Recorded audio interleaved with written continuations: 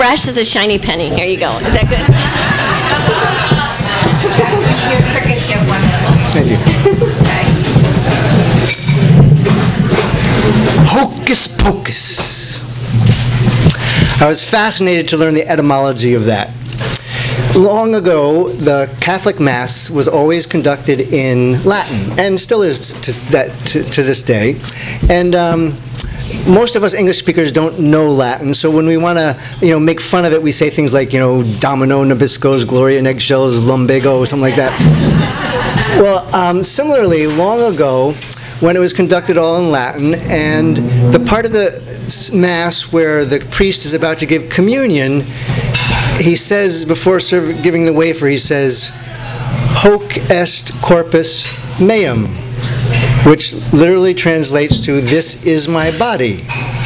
So when the wise-ass lampooners of hundreds of years ago wanted to make fun of all this liturgical mumbo-jumbo, and all this magic of, wafers turning into bodies and stuff like that, they say, oh, it's all this hocus pocus.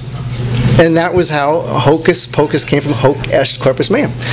Well, get this. It got further etymologized to become the hokey pokey. And it makes perfect sense still if you think about the last verses. I put my whole self in. This is my body. It makes perfect sense. Well, I have a very dear friend, Ruth Stoddard in California. When she was a girl, her nickname was Pokey. And you'd think that as she got to be an adult, she'd be glad to shed that childhood nickname. On the contrary, no. Her husband of 50-some years endearingly refers to her as Pokey, as do many of her dear friends. So whenever I come across anything to do with Hokey Pokey, I, buy it, like a card or something to give to Ruth. So I came across this pin that said, what if the Hokey Pokey is what it's all about? And of course, I had to buy it for Ruth, and I didn't want to just mail it to her in California. I wanted the pleasure of giving it to her in person, and I couldn't wait, but I had to wait a long time till we were both at a storytelling conference in Chicago, and it was worth the wait because as soon as she got it, she was just tickled pink, and she wore it, and she was telling everybody the backstory to it and all that. But I also got to tell her story as a gift to go with that. And there was a group of American devotees of Krishna who were going on a spiritual pilgrimage to India. And their hosts couldn't have been more gracious, in giving them their, homes and food and culture and music and all that. And when it was time for the Americans to leave, their hosts, asked, to learn something about their culture in return. Only fair. And so they were kind of on the spot. They didn't think, what could compare to all the richness they have just gotten. They felt kind of like American white bread. What could they do? But they had to do something. So one of them looked at the other and said, I don't teach them the hokey pokey. At least it'll be fun.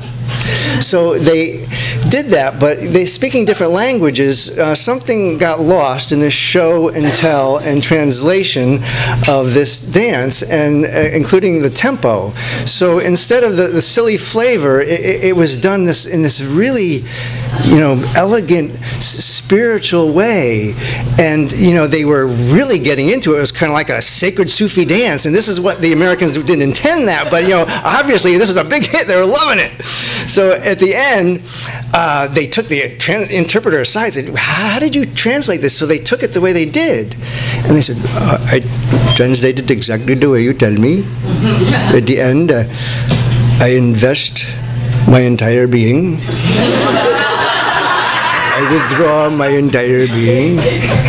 I reinvest my entire being. I hum and vibrate in a circular motion, like the cosmos itself, and this is the essence of the situation. So is it any wonder that it was danced with such deep profundity? So I think never in the history of the Hokey Pokey was that dance ever danced with such spiritual reverence. And I think if you look back the liturgical roots of this word, the hocus corpus, this is my body, and then the mockery of that, the hocus pocus, the magic stuff, and then it returning full cycle. I think it's to the religious roots again. I think it's proof positive that when it comes to the Hokey Pokey, truly, that's what it's all about.